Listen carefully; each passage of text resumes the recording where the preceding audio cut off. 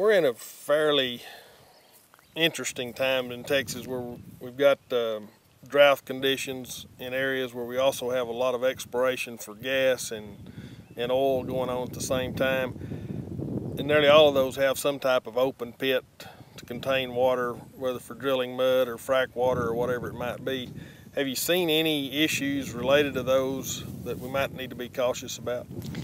Yes, Ron, we have seen a few of those because as our drought tends to progress, animals can push on those fences. If they are not fenced, then the property owner should ask and or require, depending on how their contract is written with the drilling company, to get that area completely fenced off and good fences. A single wire is not going to serve the purpose. If it's not in their contract with the drilling company, then they need to be prepared to fence them off with good sturdy fences, because the animals will push down on it thinking that those waste water places or even containing some oil places, and that can be very toxic to cattle as well because it's high in sodium and it's often got petroleums in it. So yes, those can be a problem, and I do recommend that the animals stay out of them, so take precautions to keep those animals out.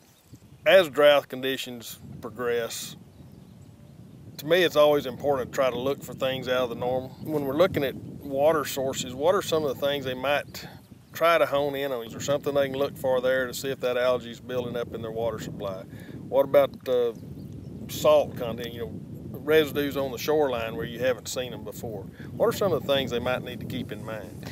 You brought up two very good ones. If you happen to see that algae bloom at the right time, if we were lucky and have a little bit of a breeze, it will tend to concentrate on one side of that watering hole. If we don't, it may appear just as a slight sheen, kind of a light blue-green color that may be on top of the water, and as I said, if there's a breeze, it will tend to concentrate in one side where the wind blows it against the shore.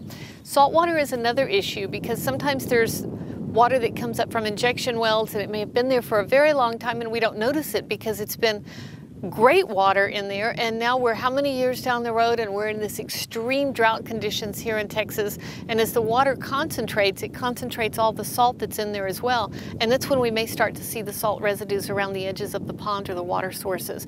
So even though we think the water source has been there for a number of years and has been great and healthy for our animals, we still need to be checking it to make sure that it remains a healthy source.